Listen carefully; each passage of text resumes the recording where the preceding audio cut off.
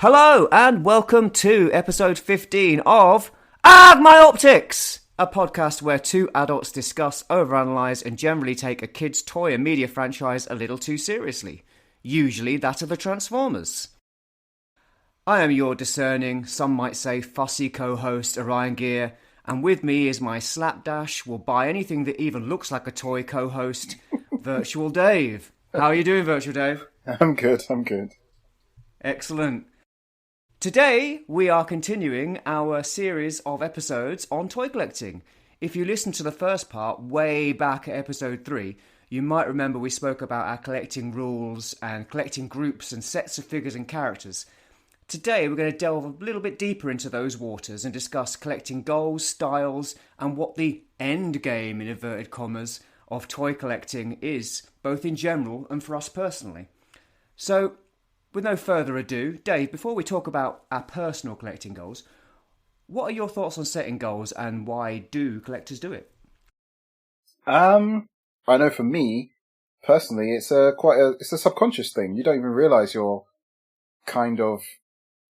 have a goal in mind of whatever figures you're collecting, Transformers, superheroes. You already have an idea. If you like the line, you like the figure, you get more of it, and subconsciously you'll start planning out this team of people you're collecting. Mm-hmm. And that can be very small. It doesn't have to be a whole room. It could be a shelf. But at some level, you're already thinking about what that would look like.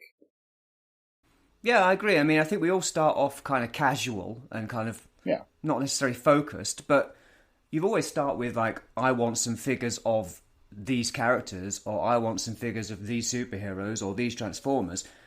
Very few people like indiscriminately collect toys just because they're toys. Oh, yeah. They normally collect them because they love the thing that the toys are connected to, like, say, superheroes or Transformers or action movies or whatever. Mm-hmm.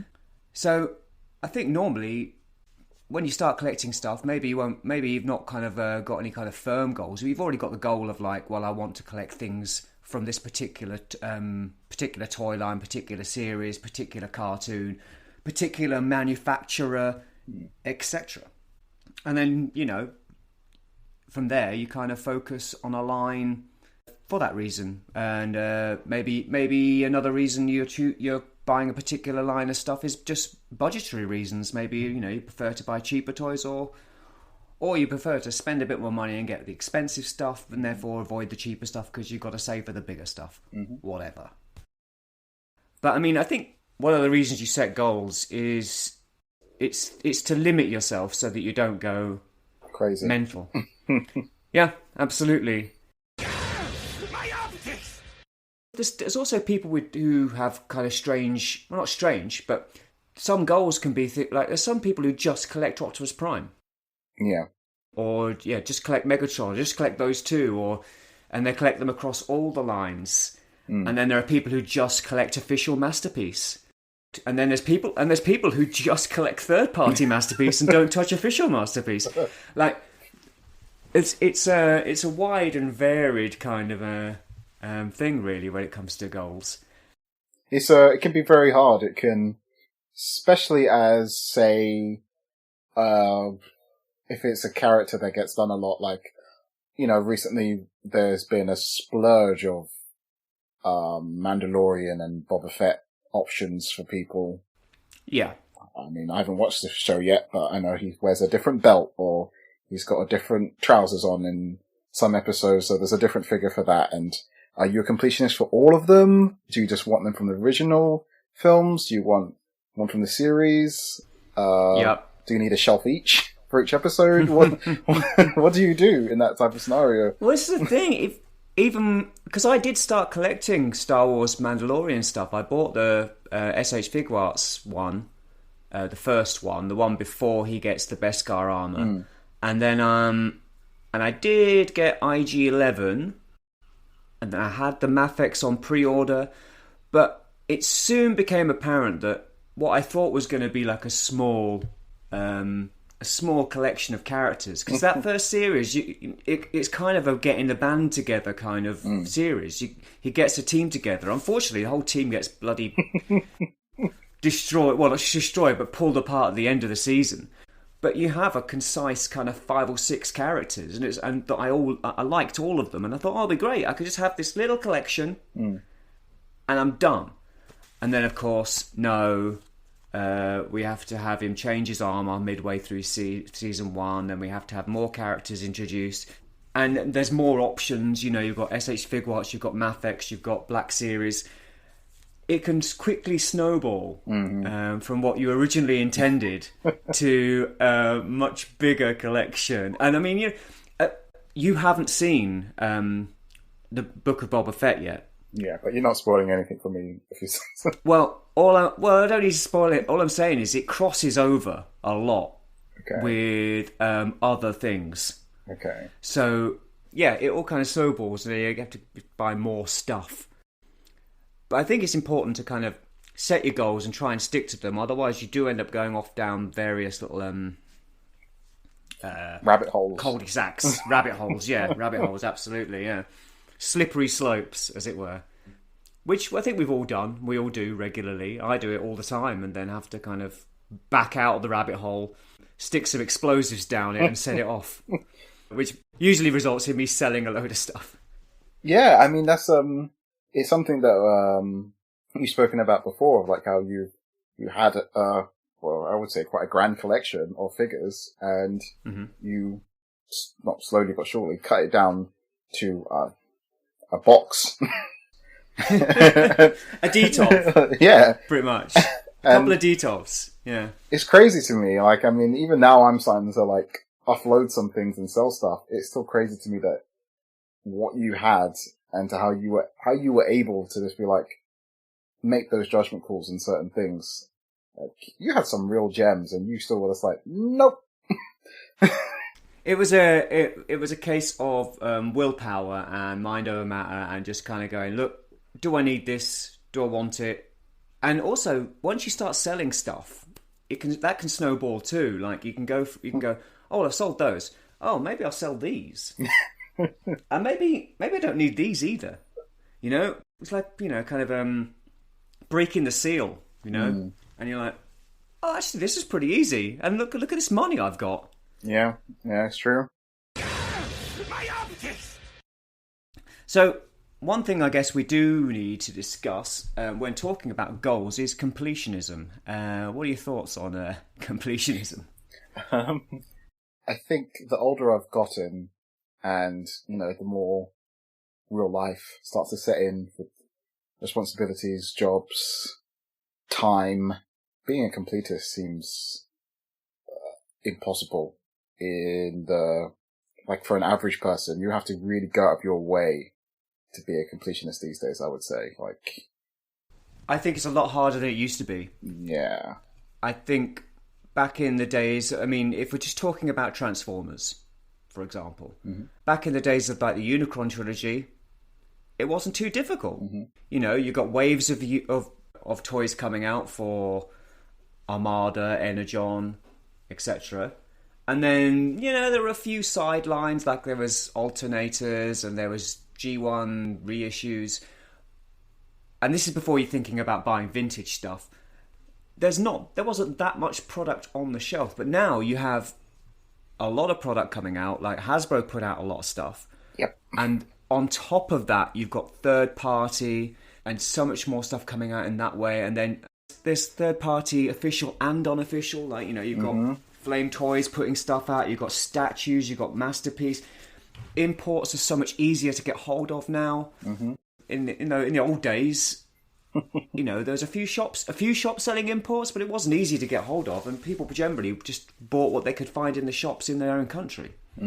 So yeah, I think it's incredibly difficult to be a completionist now. It's especially because of the space as well. Like, it's logistically, where are you going to put all this stuff? Oh, agreed. I mean, when that's a huge factor in my personal goals because of the space I have. I can't collect in certain ways because I just haven't got the space for it. It'd be crazy. But yeah, I mean, I think completionism is something you can do if you make it specific to a certain line or a certain subsection of a franchise or whatever. Like, you know, I suppose completionism is supposed to be buy everything, but you could be a G1 completionist. You could just want all the G1 toys. You could look back at what was originally released between 1984 and 1991, and you can just go, I just want to get all of those things, one of everything. Maybe not like, you know, exclusives and kind of crazy rare stuff, but, you know, the main line. Yeah. You could do that. And you could do that with any other line, you know. You could do it with Marvel Legends if you wished. But past that, it gets kind of really, really difficult. My optics! So, what are your current collection goals?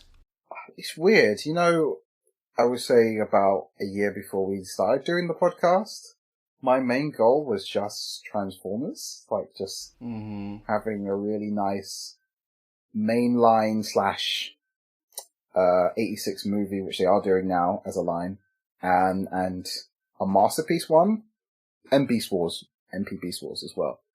But now, it's really spread off to so many other things that I am interested in seeing where lines go, or just not completing them, but getting enough of them to be like, at least I gave it a go, because Transformers was getting very repetitive.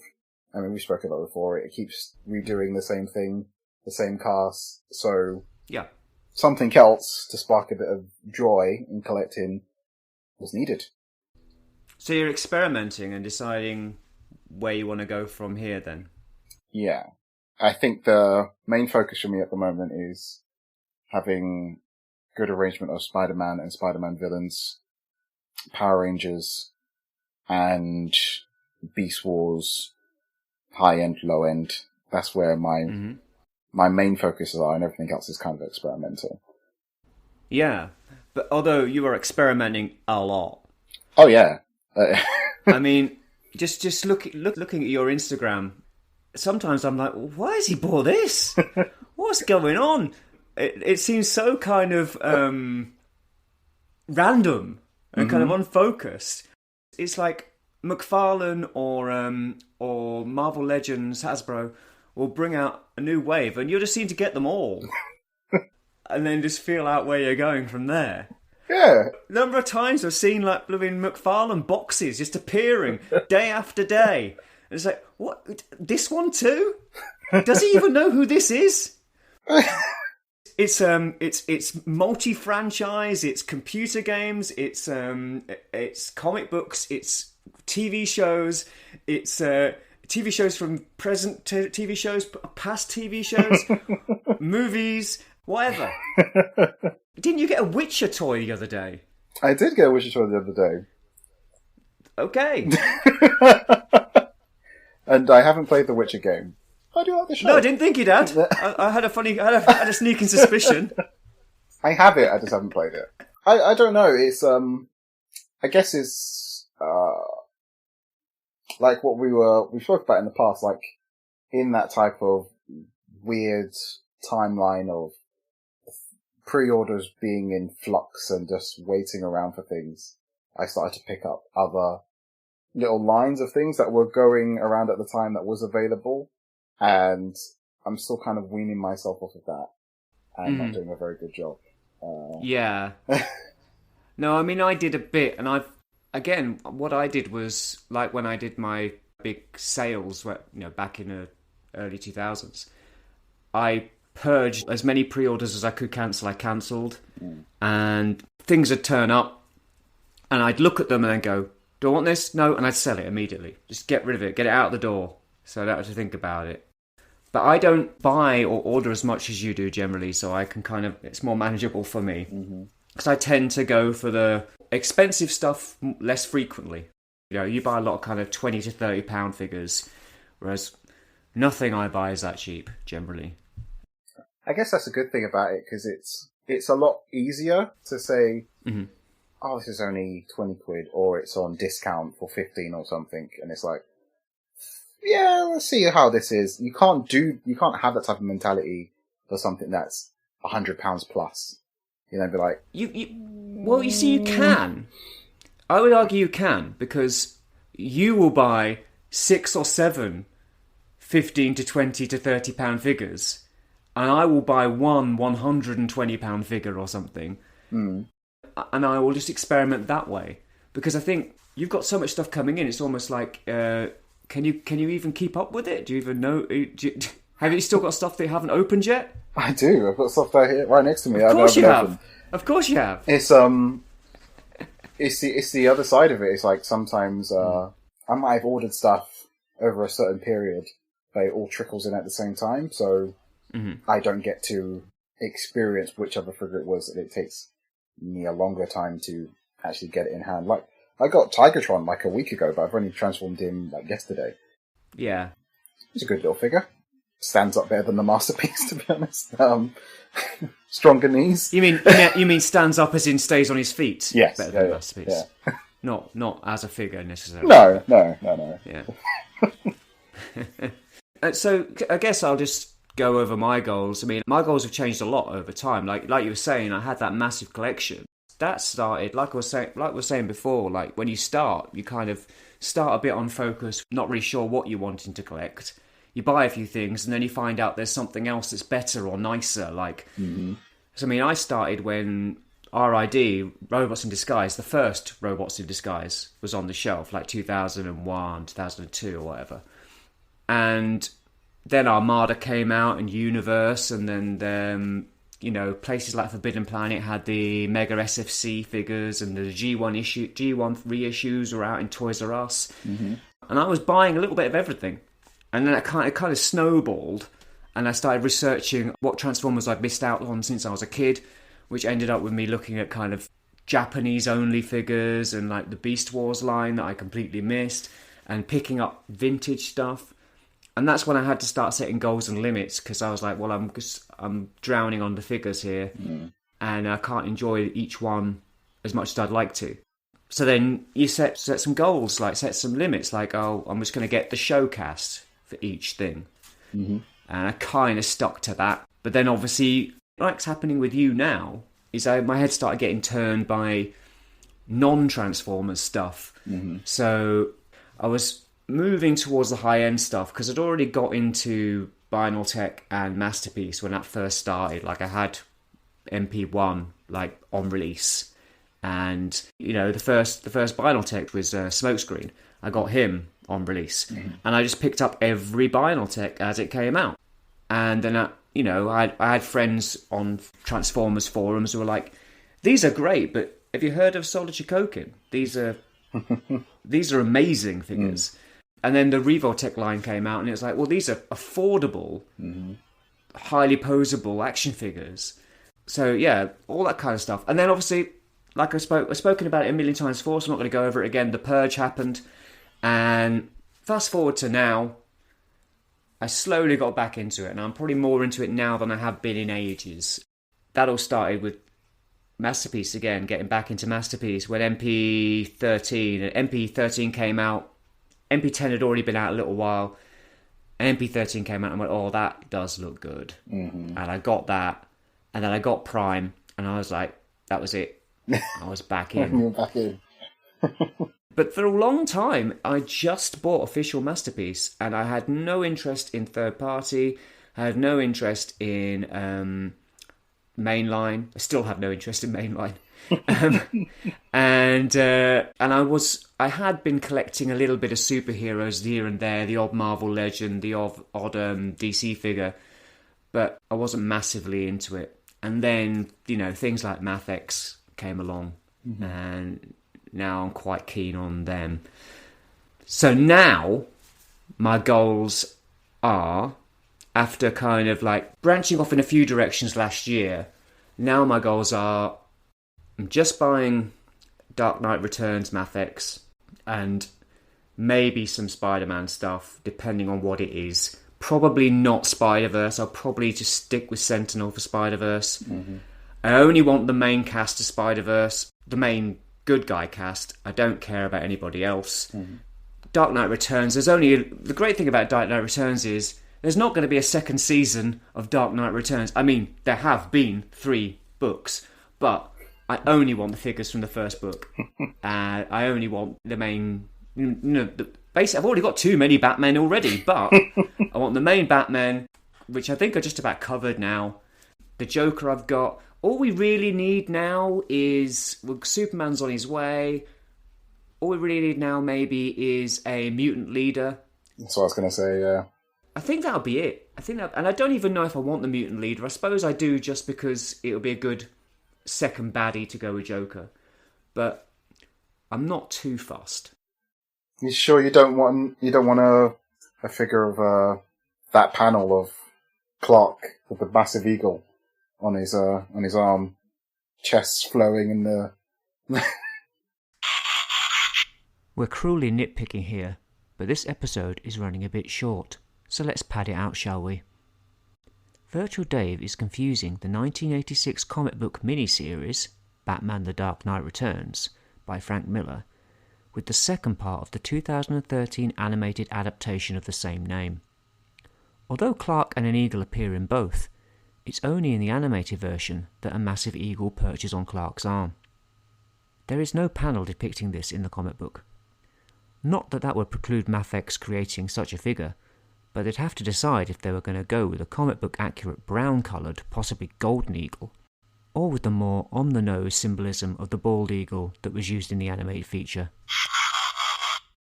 No, because I see Superman as an accessory to Batman in this particular rendition. Yeah. You know, the Superman is there for armoured Batman to fight. Mm-hmm.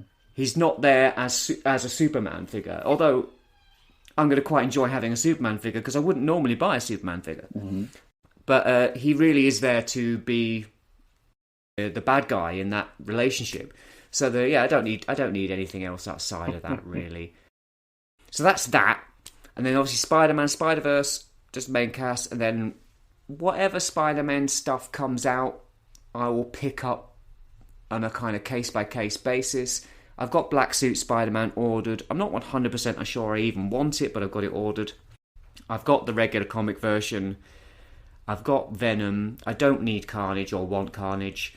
What I'd like them to do is some other villains, like Green Goblin or something. That would be fantastic, but we'll see what happens there. And then outside of that, I've got quite heavily into getting... Because I'm bored of G1. I'm bored stiff of G1. I've done my G1 MPs. I'm happy with that little collection. I've got a bunch of my favourite Decepticons, a bunch of my favourite Autobots facing off against each other. I don't need any more of those. Mm-hmm. I'm done. That bit's closed off. I can put a big velvet rope in front of it and then leave it. So that's great, and it feels great to have finished that and feel like it is finished. I am still dabbling in Legends, but I'm thinking that might be the next thing to go if I decide to get rid of something. It will be stop buying Legends, get rid of Unicron, get rid of the Legends. Wow. But that's maybe. We'll see. But the only reason I'm keeping it going is because I really like what New Age do, so I still want to occasionally pick up a New Age figure, just because I like them. They're pretty great. I mean, that Magnus you've got is phenomenal. I mean, it very tempted me to buy one. It is really nice, yeah. And, you know, the Galvatron's great.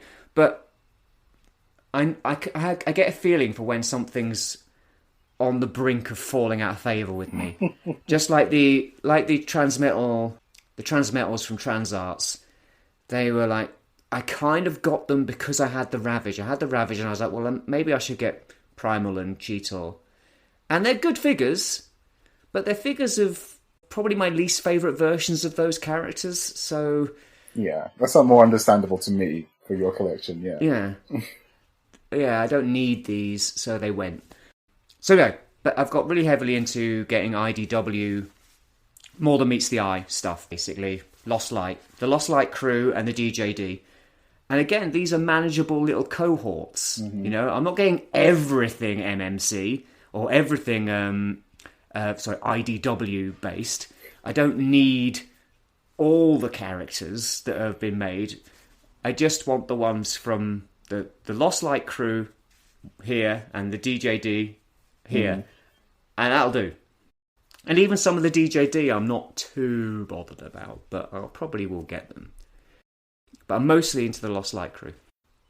And that's... Oh, and of course I will stick with Masterpiece Beast Wars.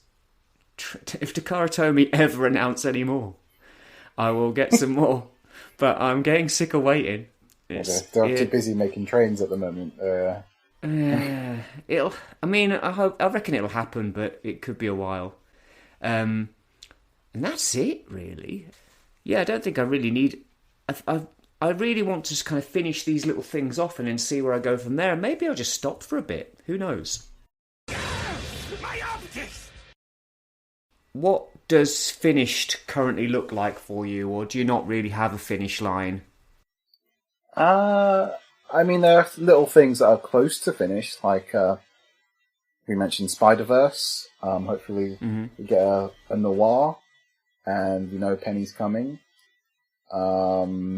I would like a 2099, since he's also going to be appearing in the second film, so I guess they'll do a figure eventually. Yeah. What about the bad guys? I mean, I'm sure Sentinel would make a massive statue of the Kingpin and call it a day. Yeah. Maybe the if they did the female Doc Ock, maybe, but not really. And what's his face? The Mars' uncle. That would be cool. What's the character called? Prowler. Prowler, yeah. That film is so it's attractive in terms of collecting because it's a small little cast of characters. We were talking about this the other day. I would like someone to do the early suit he has with the cape and how ridiculous it was from the shot. I would find that cool. I would love that. Yeah, I wouldn't. I'm surprised they haven't done it yet. I wouldn't buy that. Yeah, there are little pockets of things that are almost finished. But I imagine, especially with all the experimenting you're doing, I suppose you're not quite sure where your collection's going next. I kind of like the thing I'm doing at the moment with making a kind of Avengers shelf. Of the Avengers I like or who have tied into recent media. Yeah. And a DC one.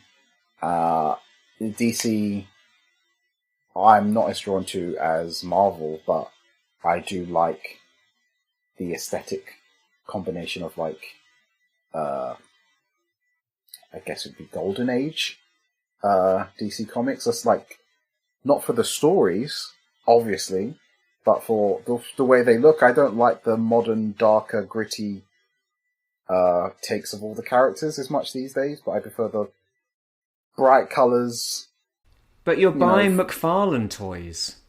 Well, not all of the darker, grittier takes of... I'm not buying Darth Metal Batmans. I'm not drawn to that stuff. I'm more for the campy, underpants-weary type of DC. Well, outside of the Batman 60s series stuff, everything else is a bit more gritty, isn't it, generally? I mean, both. Because I like the animated stuff he's doing. I like the... All right. Well, that's animated style, isn't it? That's not... Oh, yeah. Exactly. Well, I'm just pedantically thinking. I don't think you know what Golden Age is. Oh, right, yeah. Well, yeah. Because it could be... I mean, Golden Age is it's the original. It's Batman with the with the ears going slightly sideways. It's Superman with a different S on his chest. It's the Flash with the tin helmet. It's oh right. It's Green Lantern with the Domino with the blonde one who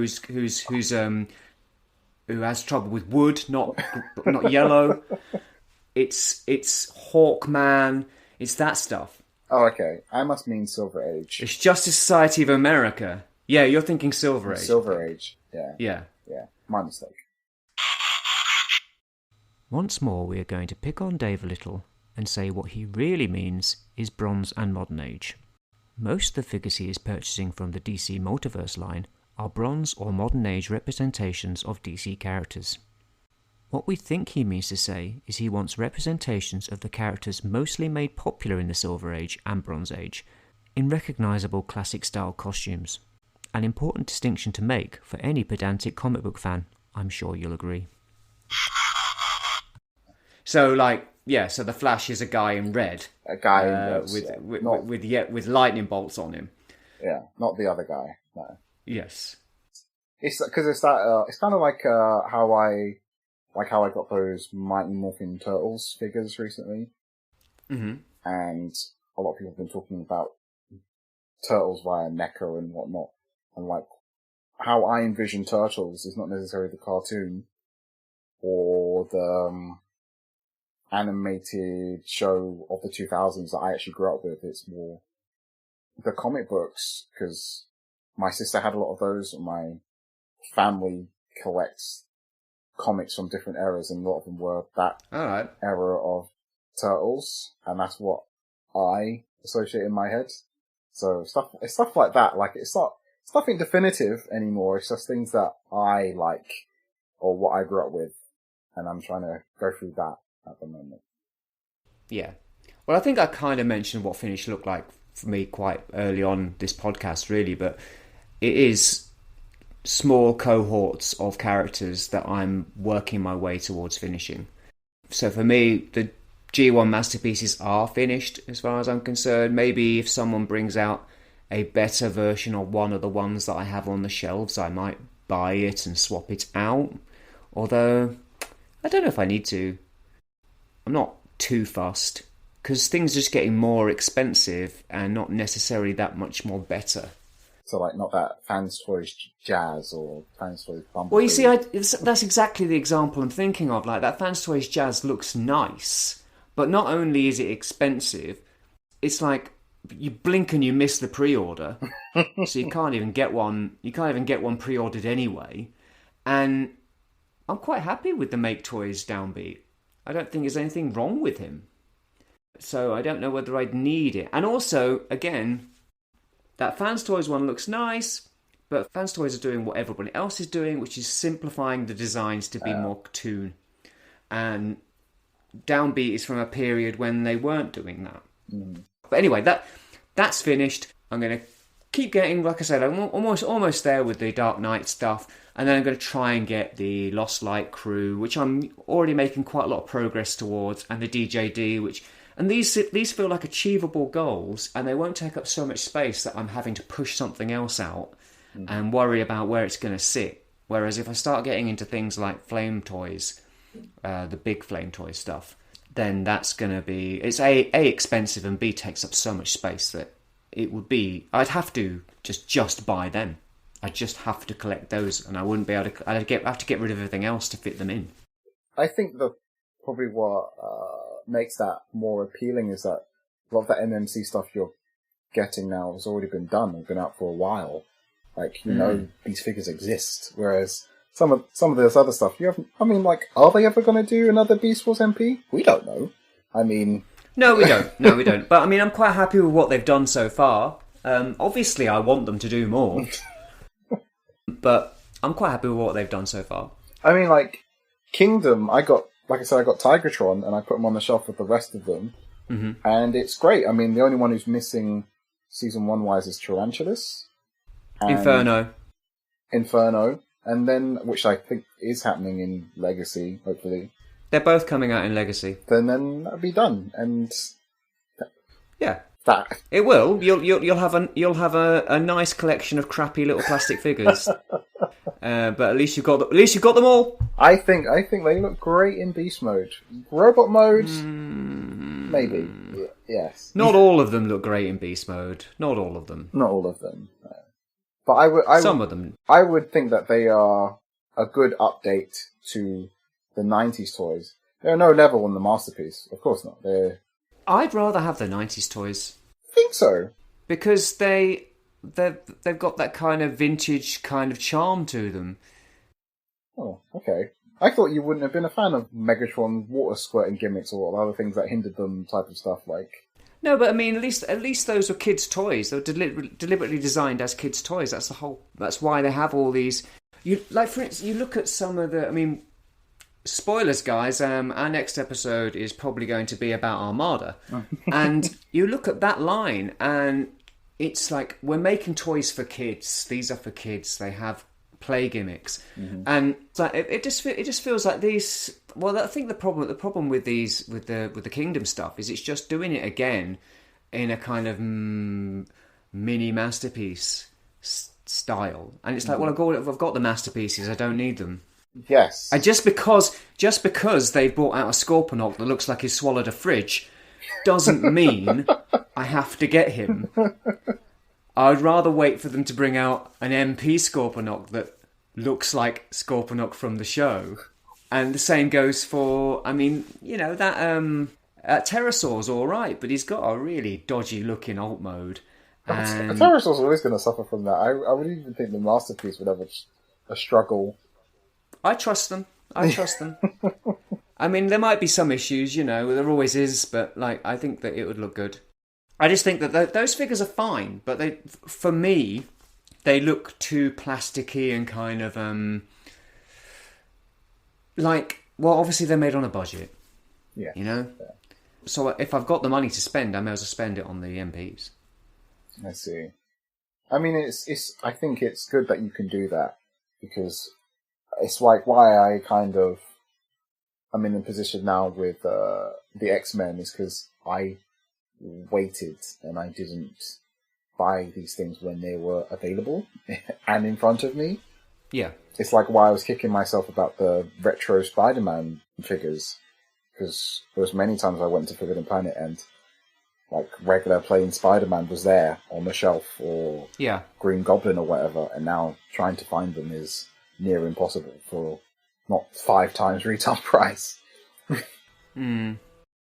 But yeah, I think that finish for me is kind of like finishing off those little kind of areas that I've kind of decided on what they're going to be, and then maybe there are little other collections I might be starting and might be finishing along the way. Like I like the 3-0 MDLX stuff. I'm interested in that. If Kapow Toys ever ship Bumblebee, ever, I might pick those up. But they're going to come out slowly as well, so that's cool. Mm-hmm. And that's that, you know. And in a way, I quite like the idea of finishing off what I've got and stopping for a while. I wouldn't mind a bit of a break. But we'll see. We'll see what happens. My optics! Dave, would you ever sell up or quit collecting?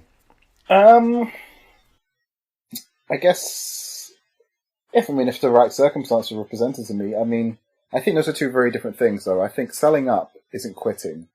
I think, I am selling stuff now, but if I had to sell everything, which, there must be a very trouble reason if I had to, I would, but that doesn't mean I wouldn't then collect it, years down the line and start collecting something else. Like, collecting is, it's pretty much an addiction at this point. I don't think I could ever wean myself off of that.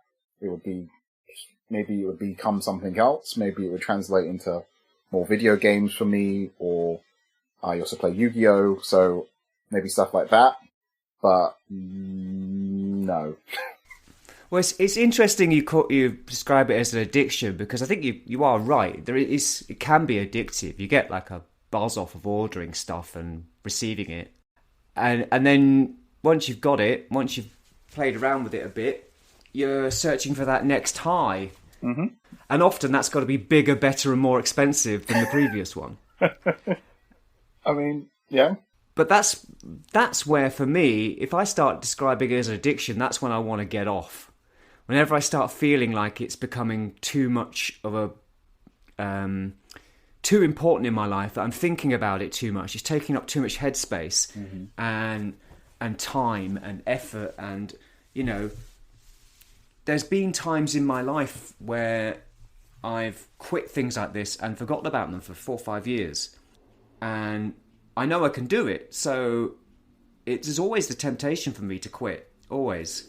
I think about it all the time. See, I don't know if I could do that. Like, I mean, so for instance, say someone like Froosh, like Robo, his weekly news update and stuff like that, like, I would still, even if I got rid of everything, I probably would still tune in just to see what's coming out, even though I wouldn't be buying wrestling figures or, I mean, all the random stuff he talks about, but I still kind of find it interesting. I find it interesting, like, what's being made and which company's got the license now, and someone else has got Power Rangers. I wonder what if they're going to do something other than Mighty Morphin. You know, it's like I would still find it interesting to keep up with it. Yeah, I think I would do the exact opposite. I would stop because I would just I know I would be tempted. Like, I know that it would make me think, oh, well, maybe I'll get this, maybe I'll get that. So, like, when I quit Transformers that first time round, I stopped going on all the websites. I stopped checking up on all that stuff. I didn't go and see the movies. I completely avoided Transformers for ages. And it wasn't until, like, a friend of mine, got MP13 or MP10 that I was like, oh, yeah, that looks good. And this is what I've been waiting for, what I've been wanting all along. A kind of really nice kind of G1 update set. And now you can't bloody move for that stuff, and it's getting boring. But back then it was like, whoa. Yeah, because yesterday you sent me a picture of Deformation Space Blaster, or whatever name they're giving him, and you didn't seem very impressed with him. Well, it just looks so... This is the thing, right? Nostalgia collecting is so the thing now that it's completely stifled everything else. Everything is some kind of redo or show accurate or comic book accurate or whatever version of something from the past. There's nothing new happening. It's just constantly trying to recreate that thing that everyone loved from their childhood. And that's become boring to me. That's what almost every line out there is right now. Masterpiece, mainline. I mean, War for Cybertron was that. Marvel Legends, a lot of the stuff Mafex is doing, G.I. Joe Classified, all of it. Well, it's all nostalgia fodder. I would like them to come out with a great new show or a great new movie and great new designs with brand new characters. I'd be more excited by that now than I am about constantly churning off the same thing. And you look at that new blaster from Deformation Space, and it is boring as fuck. It is so...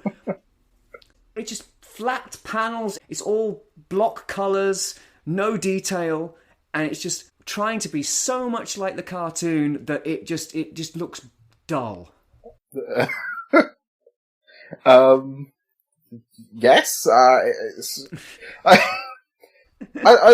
mean, I get what you're saying. It's on the bigger scale. It is affecting, I don't know what you call it, the zeitgeist. It's like it's affecting what people think is popular or what they want or their perceived vision of, you know, what should be on shelves at the moment. You know, this whole G1 or nothing, or why are they doing new trilogy stuff? Why aren't they doing classic Star Wars and the Black Series? Like, I get it. It's, but it's the fans have kind of, you know, ruined it for everybody. Well, for themselves, really. Like, I mean, like how we were talking about the BotBots the other day. And I was saying I'm more interested and hopeful for the BotBot show than the new CGI Transformers series, because I know it's just going to be the same stuff again.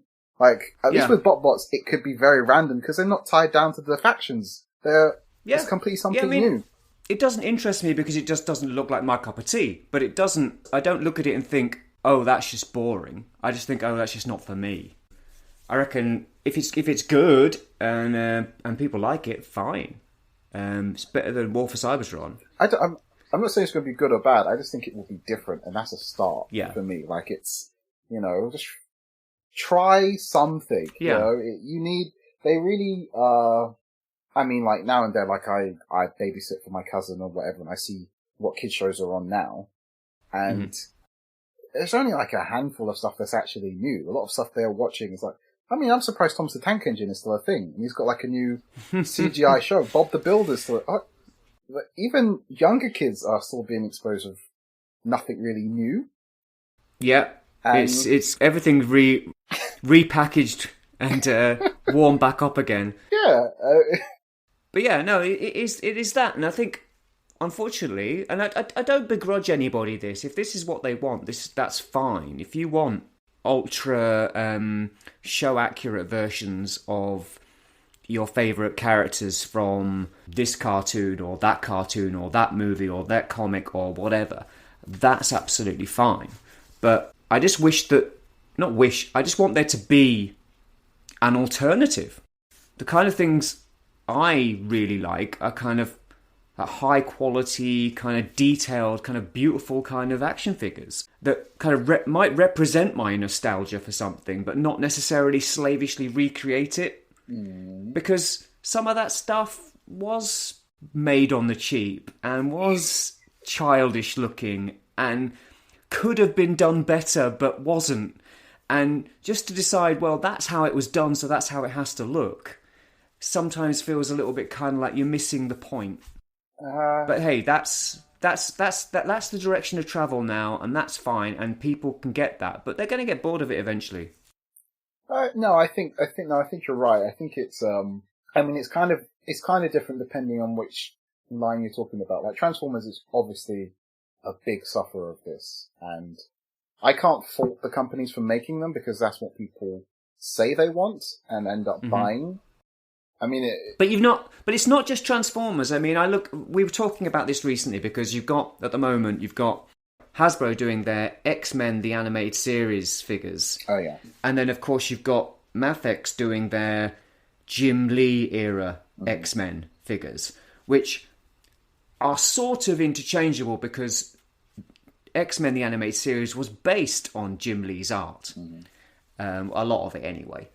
But of course, it was a Saturday morning TV show made on a budget, so they simplified those designs and did certain things to them to make it work better as a TV show or a kids show.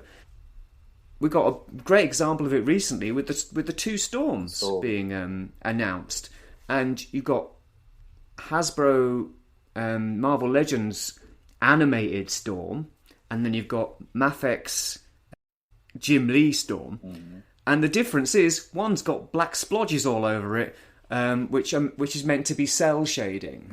Yes. And I don't like cell shading, but the point is that's someone going, in the show she had a black splodge across her chest that was meant to make her look more 3D. Now we've got a 3D object, which is the toy. Why the hell are we putting black splodges on it to make her look more 3D? She is 3D. Well, okay. Well, in terms of cell shading, I kind of agree with you because a lot of the times it doesn't work because, like what you're saying, it's a 3D object, and you kind of lose that illusion once either you turn it or manipulate the object, and it doesn't work as well.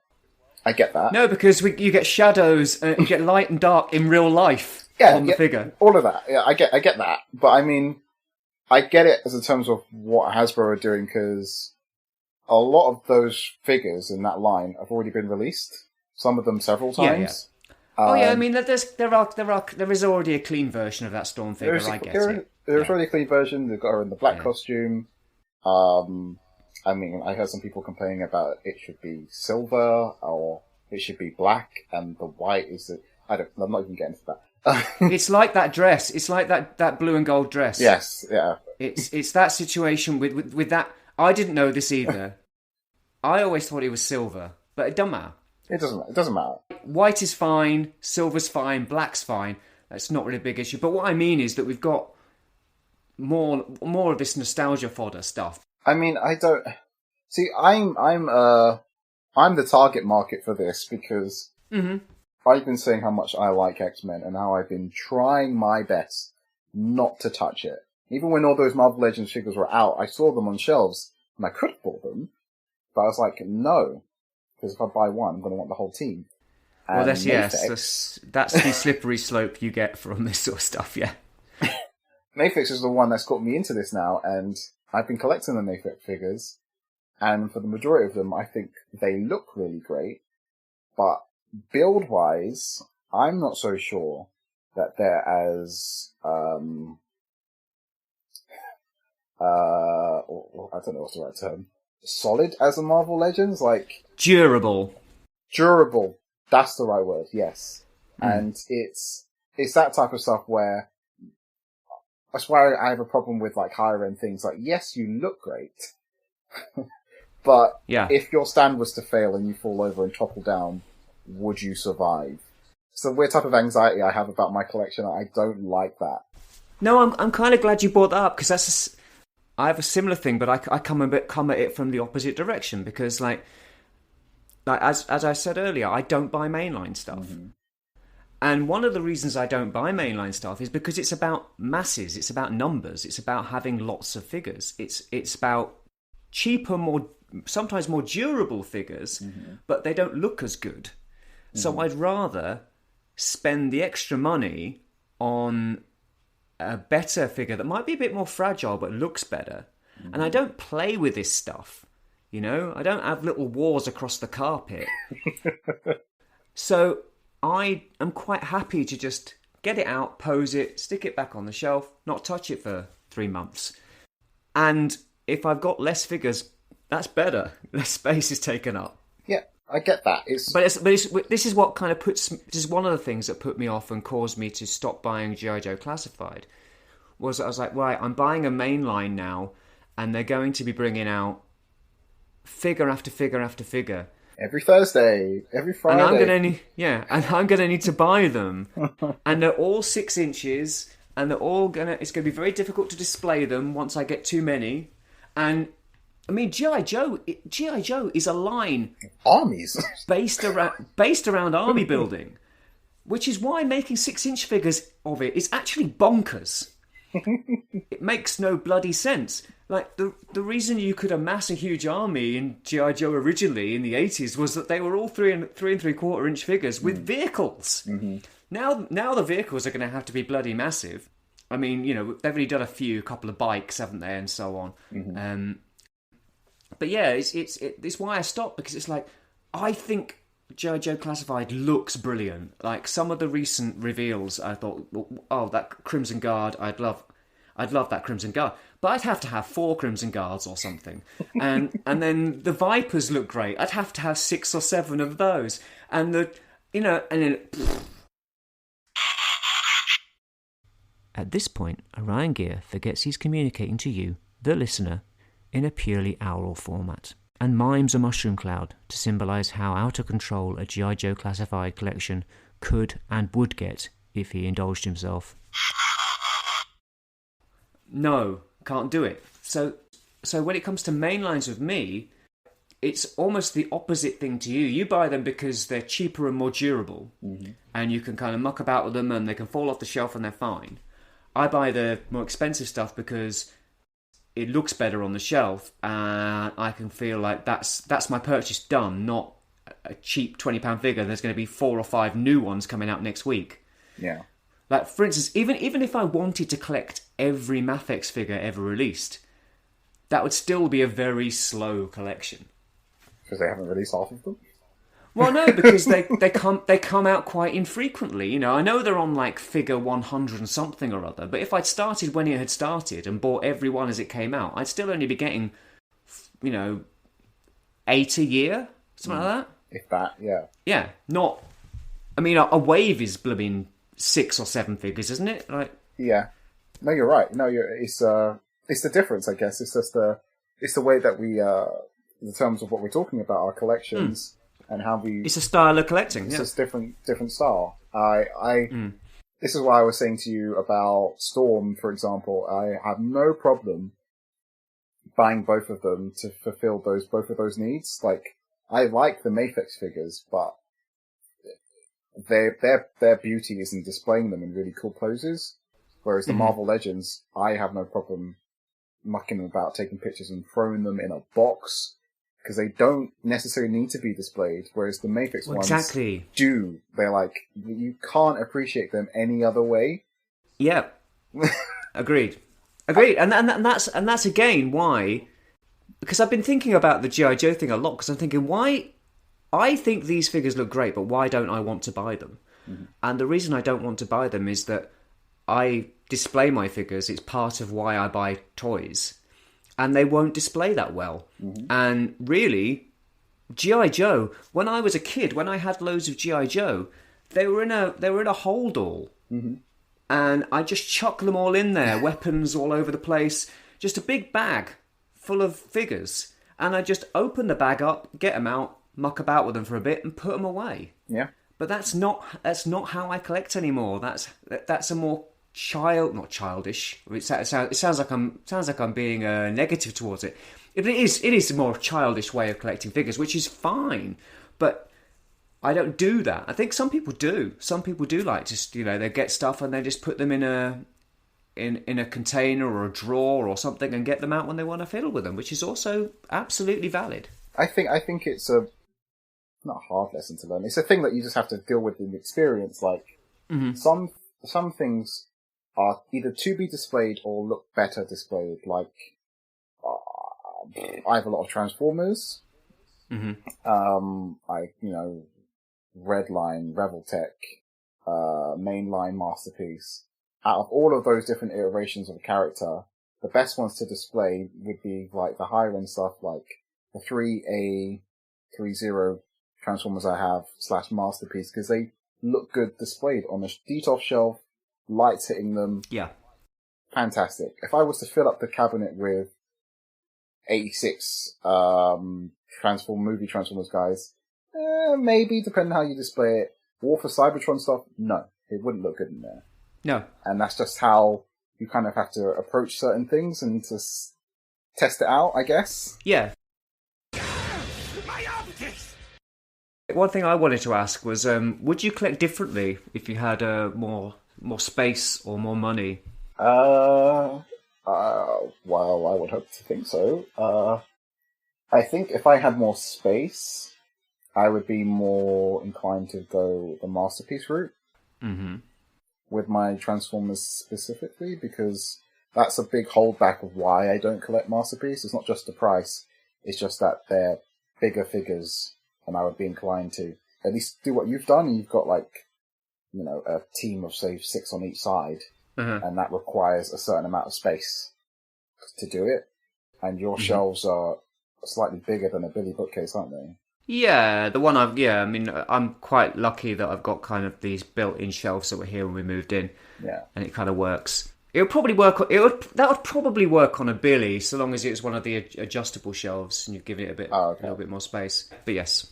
Yeah, we need the required space to do so. Maybe I would get less mainline stuff if I had the space and go more that route, I would think.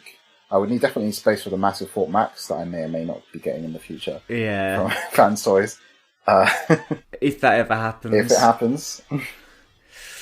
That's going to cost you a lot of money. Well, I've only committed to the head, so... Which costs, what, 100 and something on its own? Yeah, it does. Yeah, so just think how much the rest of that's going to cost you. I don't know how many chunks they're going to sell it in, but it's going to be like a number of £200-300 chunks, isn't it, or something? It's going to be interesting how that pans out, to be honest.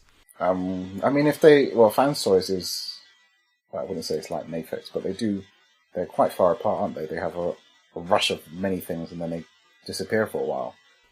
Yeah, they don't do an awful lot of release. They do a handful of releases a year, don't they? And some stuff will get teased, and then you won't see it for years. Yeah. And then other stuff will just suddenly appear. So it's a bit up and down. But I mean, from my point of view, it's weird because if I had more space, if I had a room that was dedicated just to putting my collection in, I would probably actually buy more stuff like G.I. Joe Classified or stuff that takes up more space because you're buying more figures. The space I have requires me to be very discerning, very selective, very discriminate about what I do and don't buy, and constantly curate that space. Which is why stuff kind of gets to the edge of my kind of Everything I've got kind of sits in a hierarchy, and when something gets to the bottom, it has to start worrying that it's going to get sold, so that something else can come in and go on top. So if I had more space, I don't know. I mean, if I had unlimited money, I would probably buy a lot more things like Flames Toys stuff. And I just said Flames Toys. You are infecting me. See, it's not just me. Well, no, I know it's Bobby Skullface who's got you saying Flames Toys. I think that's exactly who's done it to me. I would probably buy more Flame Toys stuff and that kind of stuff. The big, expensive, beautifully painted, highly detailed stuff that is kind of what I want, but is currently prohibitively expensive. And also takes up so much space. I mean, that Tarn figure, he fills an entire shelf of a Detolf. Now, what the hell else? You can't put anything else on that shelf. That's it. So you can only get you can get 4 of those and you're done. I mean, in all fairness, he looked great there on his own, though. Yeah, but it's not, for me. It's not an efficient use of that space. Yeah, it's one figure taking up way too much space. I swapped him out for my display of MMC and Make Toys IDW stuff, and I prefer that because I've got about 8 figures in there, and they look great on different levels. But yeah, of course, these things are beautiful, but they take up a lot of space. So if I had more space, I would almost definitely buy Flame Toys stuff. Like, I like the look of that Flame Toys. Cyclonus. I'm very interested to see how that turns out. But still, it's going to be £300-400, and it's going to take up the space that £300-400 worth of other figures would take up. So yeah, if I had more space, maybe I'd buy more of that kind of stuff. So a bit of both, actually. I'd probably go either end of the scale. If I had more space and more money, I'd probably buy more high-end stuff, and I'd probably buy more low-end stuff because I'd have the space for it. And you could do something with smaller, kind of cheaper figures if you've got kind of more kind of, I don't know, maybe a table or something to put things on or whatever. But that's all pipe dream stuff, to be honest. Yeah, I think it's like we were talking about before about people who discollect Optimus Prime and stuff like that. Like, if I had a room or a space, I think I would have bigger things, but they would be like the definitive version of that character, or it would be. There's not really many Flame Toy stuff that interests me, but if they did say like that massive Power Rangers thing that they're meant to be doing a Megazord, yeah. If that appealed to me more than a sane person, I maybe would get that as a backdrop character for a Power Rangers display or something. It depends on who it is. Thing is, though, you'd probably want some kind of higher end Power Rangers to go with that high end toy, wouldn't you? Though, you know what I mean? No. You couldn't put those. You couldn't put those ugly, unpainted Hasbro things in front of that. Have you not seen Power Rangers? That's spot on. They're all just crap lycra suits. Yeah, but I'd want some like SH Figuarts kind of Power Ranger type things to go with that, or something pretty and well sculpted and crafted. I would want that if they ever did the 1995 movie suits. It's so weird that you have such a connection to that movie because isn't it rubbish? What? No. Maybe you're thinking of the one that came out a few years ago, 2017. Yeah, that. Okay. The 90s film is great. My optics! So you mentioned this and as something you wanted to discuss. I think what you said was, have you got a list of all the toys you own in the event of your death? Yes. So, because I mean, that's one way you could end your collecting, dying. Dying, yes. Do you have a list? I do not. If anything, I would hope that my Instagram would be. I suppose that'd work as a list, because it's all documented there. Everything I get is pictured, and I've named it. No, because my cousin came over the other day with his kids. He's actually a big listener of the podcast, so... Oh, great. Thank you, yeah. What's your cousin's name? Nathan. Hi, Nathan. Thanks for listening. He was asking me if I have, or if I was thinking about getting insurance for my collection. Mm-hmm. And I said it's something I never even really thought about. Because, outside of I don't know, theft, there's other stuff like fires or, Mother Nature kicking the crap out of your house. There's other things that could happen. And that's the other side of stuff that I was like, yeah, that, the more you collect or the more valuable a collection may or may not be is something you have to think about. Yeah, it's a topic that comes up on Transformers forums all the time because, contents insurance will only cover you so far. But I don't have any insurance for my collection and I don't have a list. Maybe I should make a list. But I think what would happen, provided it was just me that died, there wasn't my partner, she didn't die as well, then she'd probably just contact you or contact one of my other friends who collects Transformers and toys and stuff, and they would help her out sorting out what's worth money and so on and so forth. Yes, I've given my family your number, so in case you get a weird phone call. Really? Yes. What do we do with all this stuff? Well, I'm honoured. But I mean, in all honesty, I probably should make a list. I have made a list of my record collection. But that's mostly so that when I'm out buying records, I don't buy the same record again. Because I looked at it yesterday. I've got over 200 records on vinyl. So it's easy to forget. My other half did the other day. Went to a record shop. She picked up a record.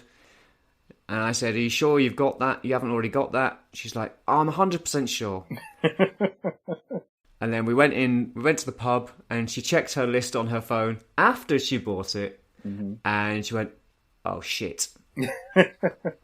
So she went back over the road to the record store and got her money back, thankfully. Oh wow, that was nice. But yes, I do. I have a list for that because some of those records are worth quite a bit of money. But I don't know. Maybe I should do that with toys because some of them are worth some cash. Yeah, it's amazing how much money you can get for some stuff now. How expensive toys are, and also how they hold their price afterwards, or their price rockets because they're hard to get hold of now. My optics! Right. So what I thought would be a good idea on this podcast and others, maybe just the toy collecting ones, is let's have a little collector's corner discussion. So, Dave, what's been happening with your collection of late? What have you recently picked up, and what's exciting you? Well, I was meant to take account of this, but I forgot to. I was meant to double check because last time we spoke about our collections, I said I had over 50 pre-orders. You said, yeah, quite considerably more, I think, yeah. Well, over. And I was going to double check to see how many of those have actually arrived. And I still think I'm still waiting on, maybe at least, 10, maybe a bit more. So you've had, 40 pre-orders or so since then? Well, I think so. I think, a lot of, January/December, a load of things just came together, and even as I've uploaded stuff on Instagram, it's not normally the day I got it, so it's just some things have arrived. It's a lot of things, some things I've gotten now, and like you're saying before, it's taken so long, I'm not sure if I want it anymore, and some stuff has just gone back out the door. Yeah. So it's grasping this new flux of things I've been waiting for, seeing how they fit into things. Very happy with the Power Ranger figures that I've gotten recently. Oh yeah, I've got the crossover ones, or the ninja ones, or both? Both. Luckily, the ninja ones I got didn't have any of the issues that they seem to be having. And the Turtles ones I'm very impressed with, because they're all... The thing with Power Rangers is that they use the same body for most of them, but these are obviously... They have to make a whole new body for them. Well, of course, yes. And yeah, I've been enjoying it. Well, cool. So since we last since we last talked about our toy collections, I suppose would have been, but it wasn't when we talked about pre-orders. It was last time we did one of these toy collecting ones, but we did obviously talk about toy collect. Sorry, there's quite a lot of noise going on outside. I hope this doesn't come through on the recording, guys. But if it does, they're building a couple of doors down from us, so tough. Anyway, so yeah, when we did our Top of the Bots 2021, I was waiting on a few pre-orders to come in. I've had 3 or 4 of them so far, and I've also been kind of quite actively tracking down some of the stuff for my IDW shelf. So I've had Mafex, Batman and Robin, and Sentinel, Peter B. Parker, or Peter Parker. You can switch it if you want. And then Mafex, Dark Knight Returns, Armored Batman, who I have here. There you go. There he is. He looks great. He is. He's very, very nice. Certainly a contender for, well, I mean, obviously it's early days, but he could definitely come in the list at the end of the year. Beautiful, really, really chunky figure. Did you, I don't know if you've seen any people talking about, they wish that he came with like a swappable... Pulse rifle? Well, yes, obviously. No, a different chest plate and like a broken helmet. I was like, oh, do you need it? But I don't know. Maybe you would. Now you have it in hand. It's like, don't give me the gun. Well, I mean, these people obviously aren't paying attention. I mean, have they not noticed that they did the original Batman body in black, blue, and battle damaged? So why wouldn't they do this? With that, yeah. I don't know. There will be another version of this with battle damage. It'll happen. I would think so. Yeah. So, to those people out there, don't be mugs. Obviously they're going to do it, but they're not going to give it to you. They're not going to give it to you in one package. They're going to make you buy it again. So no, I mean, I think it's a shame that he doesn't come with the gun that he was supposed to come with. Not that I'm that bothered about him having a gun, but it's just the fact that he still comes with the trigger fingers, and it's like, well, there's nothing for him to hold with them, which is a shame. It's just weird because that gun doesn't look like a conventional gun anyway, so I don't see why it was... Well, no, and obviously, I think the whole policy of refusing to have guns come with DC figures when they're collector's figures aimed at adults seems a bit bonkers. I mean, it's bonkers full stop. I mean, imagine if 1980s G.I. Joe figures didn't come with guns. Like, it's not guns with toy figures that's the problem. It's the fact that you can go 4 aisles across in Walmart and buy an actual gun. That's the problem. It's got bloody nothing to do with the fact that kids could get toy guns. Obviously, toy guns is a bit strange, and I'm not totally behind it, but I don't think that's the major issue here. I completely agree. Anyway, he's a beautiful figure, really nice. My one criticism would be that his cape it's not attached at the back of the collar here, which you can see. Yeah. See, so it kind of rides up behind his head. So it would be nice if that was attached somehow. But that's just minor quibble. It's beautiful. Really, really good. So I've got him, and the Robin and Batman 2-pack are nice, although I think the Batman is... The paint's sloppy. The paint is sloppy in quite a few places. I don't know what went wrong, and I know it's a widespread issue. I've seen loads of people who've done reviews saying, the symbol isn't painted very well.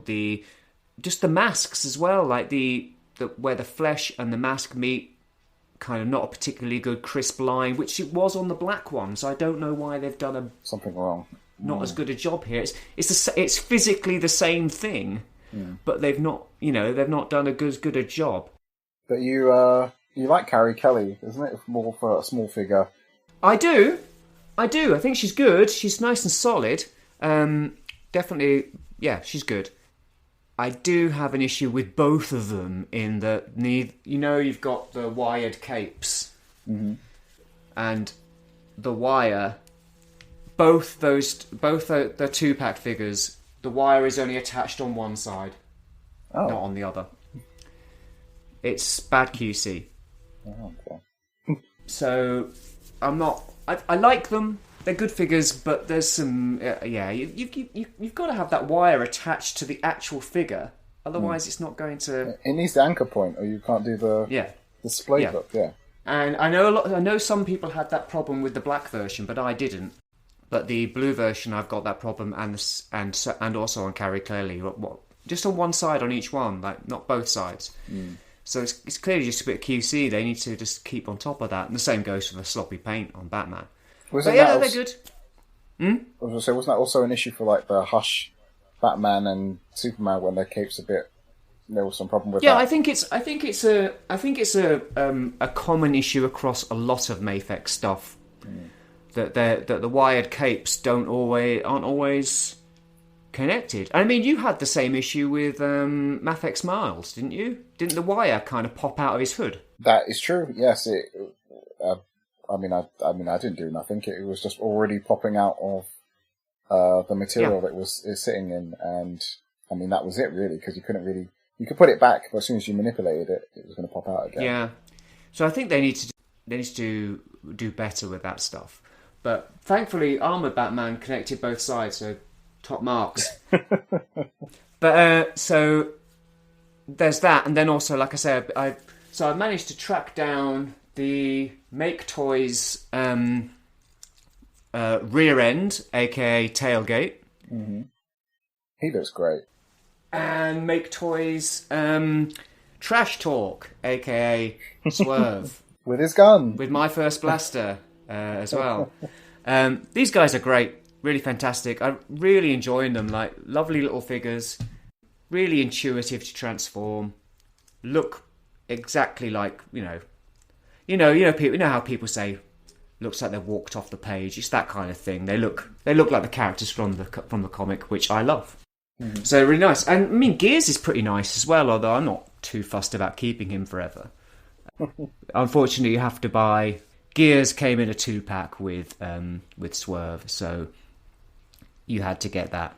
And Tailgate came with upgrade parts for the original Universe Cyclonus. So I've now bought one of those. It was okay. It was cheap. It was on eBay for less than a tenner. That's all right. So that'll come soon. I'll add the upgrade parts. See if he looks all right. If he does, I'll keep him. If not, move him on. But yeah, I mean, for less than a tenner, I could just afford. I could afford not to sell him at all. Just throw him in the box with the rest of some of the other toys and just leave him there for a while. But yeah, that's what I've been doing as of late. And what have I got coming? Well, obviously, yeah, there's the 3-0 Bumblebee I was just talking about. That looks fantastic. I'm looking forward to getting it, but obviously still waiting on it from Kapow. That'll teach me for going with Kapow. Although they did have the cheapest price, so I'm not going to beat them up too much about it. But that looks great. That looks like the kind of high-end kind of thing. And it's small, so it won't take up so much space. And the trouble with Masterpiece and the trouble with those big figures from Flame Toys or 3-0 or 3A is if you go in big, then you can't scale. Yeah, you can't do your Jetfires, your Mega Supremes, or just bigger characters like Ultra Magnus or something. Yeah, yeah, exactly. You can't go any. That's it. They all have to be that size. So he'll fit in fine. And the Optimus looks good, but I'm going to see what I think of the Bumblebee first before I pre-order the Optimus. And that's it, I think. I don't know if I've got much else coming, and that's kind of. I'm quite happy about that. I don't like too much on the horizon, as it were. I think Dragon Ball Z is the only other thing that I'm still waiting on, that I'm looking forward to this year, because it's a franchise that I'm very drawn to, but it's not a franchise where I need every character. So it's something that I think might work out well, and it's the SH Figure Arts versions of the characters. Yeah, that'd be nice. Well, I mean the SH Figure Arts Dragon Ball Z stuff is, well, it's amazing. They've done almost everything, haven't they? They keep bringing out more and more of them. I think it's a collection on its own. We were talking about completism before. Like, you could just collect those and not have to get anything else. You really could, yeah. And you'd have an amazing collection. Yeah. All right, well, cool. As our first collector's corner, we'll keep you updated as the year goes on, and maybe you'll be able to see where our decisions for the top of the bots at the end of the year come from through these occasional updates. It'd be quite interesting if you've decided to get rid of all of your high-end stuff and want to go mainline, and I've gone the complete opposite by the end of the year. It could happen. It could happen. Absolutely. I absolutely believe that by the end of this year, my collection will look different to what it currently looks like, because that's what I do. Yes. I, go, right, no, decided I'm not having these anymore. It keeps them on their toes. They never know if they're coming or going. My optics!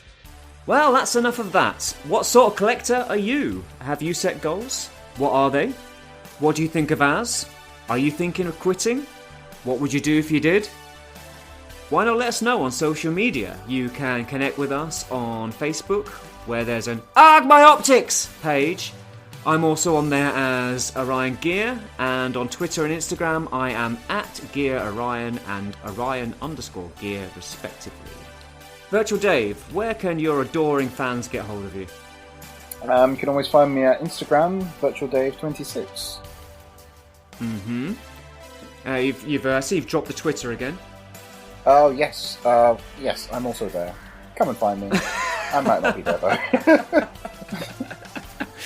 Right, well, don't forget that if you've enjoyed the podcast, you can let us know by liking, subscribing, sharing, reviewing, etc., etc. We really do appreciate it when you do. Thanks for listening, and please join us next time on AARGH My Optics! My Optics!